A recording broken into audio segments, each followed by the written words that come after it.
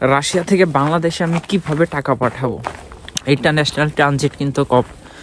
বাইরের দেশ থেকে আপনি টাকা আনতেও পারবেন না, পাঠাইতেও পারবেন না। আপনি ওদেরকে রুবেল দেবেন, ওরা হচ্ছে টাকা পাঠাই দিবে। আসসালামু আলাইকুম, আশা করি সকলে ভালো আছেন। তো আমি আল্লাহর রহমতে অনেক ভালো আছি। সো ভিডিওটা শুরু করার আগে আমি একটা কথাই বলবো, আমার চ্যানেলে যারা আমার ভিডিওগুলো রেগুলার দেখেন সবাই আমার চ্যানেলে সাবস্ক্রাইব করে পাশে থাকবেন, ঠিক আছে? আর একটা কথা, এই ভিডিওটা দেখার পরে আমাকে কেউ নক দিবেন না যে ভাই আমি বাংলাদেশে টাকা পাঠাবো, কারণ এগুলোর বিজনেস আমি করি না। এগুলো যারা বিজনেস করে তাদেরকে আপনি নক দিতে পারেন। সবার মনে কোশ্চেন থাকে যে রাশিয়া থেকে বাংলাদেশে আমি কিভাবে টাকা পাঠাবো। অনেক রাশিয়ান যারা হচ্ছে বাংলাদেশ থেকে এসে এখানে ওয়ার্ক পারমিটে আসছেন, এবং যারা স্টুডেন্ট আছে, যারা জব করে ফ্যামিলিতে টাকা পাঠাতে চান, সো তারা চান যে হচ্ছে কিভাবে এই রাশিয়া থেকে বাংলাদেশে টাকা পাঠাবো। সো এই রিলেটেড তেমন কোনো ভিডিও নেই ইউটিউবে, তো ভাবলাম যে এই রিলেটেড একটা ভিডিও করি আপনাদের জন্য, যাতে আপনারা দেখে উপকৃত হতে পারেন যে আপনারা কিভাবে খুব সহজে রাশিয়া থেকে বাংলাদেশে টাকা পাঠাইতে পারেন। তো বেশি কথা বলবো না, ভিডিওটা শুরু করি। দেখেন, রাশিয়াতে বাংলাদেশে অনেক স্টুডেন্ট আছে, এবং রাশিয়াতে আপনার অনেক ওয়ার্ক পারমিটের লোক আছে। সো তারা কিভাবে আপনাদের টাকাগুলো বাংলাদেশে পাঠাতে পারেন, কিসের মাধ্যমে পাঠাতে পারেন, এটার কোশ্চেন কিন্তু সবাই করেন, কিন্তু প্রপারলিভাবে একটা গাইডলাইন পান না। তো আমি চেষ্টা করবো এই ভিডিওতে পুরোপুরিভাবে আপনাদেরকে বলার যে কিভাবে আপনারা টাকা পাঠাবেন। আপনারা সবাই জানেন যে রাশিয়াতে হচ্ছে আপনার ইন্টারন্যাশনাল ট্রানজিট কিন্তু কম। বাইরের দেশ থেকে আপনি টাকা আনতেও পারবেন না, পাঠাইতেও পারবেন না। এদের ইউরোপের যে সবাই জানেন যে ইউক্রেনের সাথে রাশিয়ার যুদ্ধ, সো এটার জন্য কিন্তু প্রপারলিভাবে ওদের যে ইন্টারন্যাশনাল ট্রানজিট যেগুলো আছে এগুলো অফ করে রাখছে। ও জাস্ট ভিউটা দেখেন, অফ করে দিয়েছে। এখন আপনি কিভাবে বাংলাদেশে টাকা পাঠাবেন? দেখেন, এইখানে হচ্ছে কিছু সংখ্যক বাঙালি আছে যারা হচ্ছে এটার বিজনেস করে, যে আপনার শুধুমাত্র আপনি ওদেরকে রুবেল দেবেন, ওরা হচ্ছে আপনাকে বাংলাদেশে আপনি যে ব্যাংক বলেন সে ব্যাংকের মাধ্যমে ওরা আপনাকে টাকা পাঠিয়ে দিবে। এখন এটা আপনি কিভাবে খুঁজে পাবেন? দেখবেন যে আপনার যে সিটিতে থাকেন সেই সিটিতে এরকম অনেক লোক আছে যারা মনে করেন যে বাংলাদেশের টাকা পাঠায়।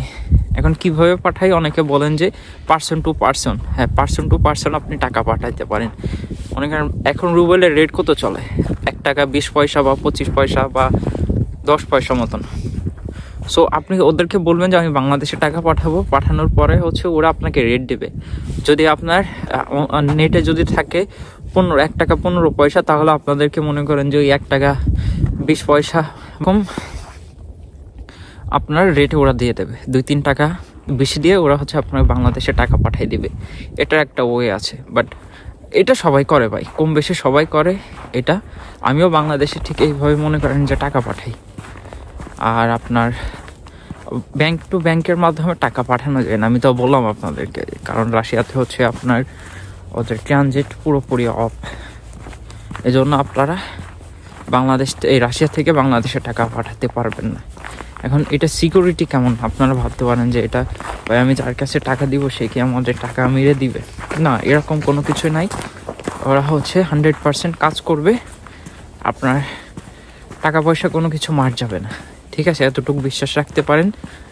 বাট 100% অথেন্টিক মানুষ দেখে আপনার টাকা পাঠাইতে পারবেন। অনেকে রাশিয়াতে ওয়ার্ক পারমিটের লোক আছে, তারা কিন্তু কাজ করার পরে বাংলাদেশে টাকা পাঠাইতে পারেন না, ঠিক আছে? কিন্তু আপনারা এসবের মাধ্যমে আপনারা টাকা পাঠাইতে পারেন। আর বাংলাদেশ থেকে কিভাবে টাকা নিয়ে আসতে পারবেন, ওই সেম প্রসেসিং। আপনারা মনে করেন যে 1 টাকা সমান এই রুবেল মনে করেন দেওয়া লাগবে, 1 টাকা সমান ওই যায় আপনার, তখন আবার সেম রেট।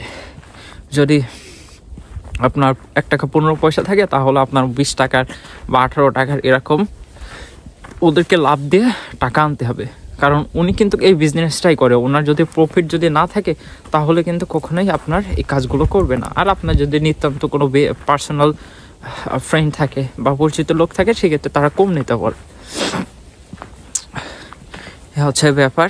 আর রাশিয়াতে রুবেলের মান কত, এটা কিন্তু অনেকে আমাকে কোশ্চেন করে। এটা ভাই কোশ্চেনের অ্যান্সার আমি অলরেডি ভিডিওতে দিয়ে দিয়েছি, বা আপনারা চাইলে অনলাইনে দেখতে পারেন যে কত টাকার রেট।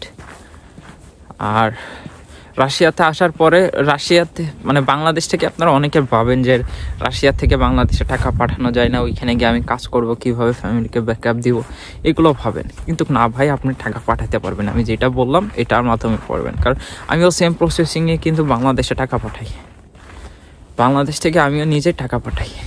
এইভাবেই ওদেরকে কিছু লাভ দিলে ওরা মনে করেন আপনার ওই টাকাটা পাঠিয়ে দেবে। আর যারা রাশিয়াতে আসতে চান স্টাডির জন্য, অবশ্যই কিন্তু আমার সাথে যোগাযোগ করবেন। ডিসক্রিপশন বক্সে আমার নাম্বার দেওয়া আছে। আবার আমি এই যে গত ভিডিওতে আমি বলেছি যে কীভাবে আপনারা রাশিয়াতে ওয়ার্ক পারমিট ভিসায় খুব সহজে আসতে পারেন, এরকম একটা ভিডিও করছি। সেই ভিডিওতে মনে করেন যে আপনারা আমাকে নক দিচ্ছেন যে ভাই আমি ওয়ার্ক পারমিটে আসতে চাই না। ভাই আমি ভিডিওতে কিন্তু প্রথমে বলে দিয়েছি ভাই আমি কোনো ওয়ার্ক পারমিট বিষয় নিয়ে কাজ করি না। তারপরে আপনাকে নক দেন আমাকে, ভাই আমি ওয়ার্ক পারমিট নিয়ে কাজ করি না। আর সো এইভাবে মনে করেন বাংলাদেশে, এই রাশিয়া থেকে বাংলাদেশে টাকা পাঠানো যায়। এমনি অনেক ঠান্ডা আজকের, এই ঠান্ডার ভিতরেও ভিডিও করতে বেরোচ্ছি, প্রতিদিন ভিডিও আপলোড দিচ্ছি। এরকম ইনফরমেটিভ ভিডিও না ইউটিউবে তেমন কেউ লোক দেয় না। তো আমি ভাবলাম যে না, আমি যেহেতু আছি আপনাদেরকে ভিডিও করি, আপনাদেরকে কিছু ইনফরমেশন দেওয়ার চেষ্টা করতেছি। আর ভিডিওগুলো যারাই দেখেন না কেন ভাই, সব সাবস্ক্রাইব করে রাখবেন। রাশিয়ার রিলেটেড কোনো ইনফরমেশন লাগলে অবশ্যই আমার সাথে যোগাযোগ করবেন। আমি কিন্তু আপনাদেরকে প্রপারলিভাবে ভিডিওতে সব কিছু বলার চেষ্টা করেন, এবং আমার নাম্বারও দেওয়া আছে। আপনারা যদি না বোঝেন অবশ্যই কিন্তু আমার সাথে যোগাযোগ করবেন, ইনশাল্লাহ আপনারা হেল্পফুল হবে। কিন্তু আমার যে গ্রুপ আছে ভাই, মনে করেন ওইখানে অ্যাটলিস্ট 500-600 স্টুডেন্ট আছে। সো এত মানুষের রিপ্লাই দেওয়া কিন্তু আমার পক্ষে পসিবল হয় না, কারণ আপনারা জানেন যে হচ্ছে আমার নিজেরই হচ্ছে এখানে জব করা লাগে, রান্না করা লাগে, তারপরে স্টাডি আছে। সো এই শত ব্যস্ততার মাঝেও আপনাদেরকে আমি অ্যান্সার দেওয়ার চেষ্টা করি। এখন এত মানুষ যদি আমাকে নক করেন, এত মানুষ নক দিলে কিন্তু আমার পক্ষে সবারই অ্যান্সার দেওয়া পসিবল হয় না। কিন্তু একটা টাইমে কিন্তু আমি সবাইকে অ্যান্সার দিই।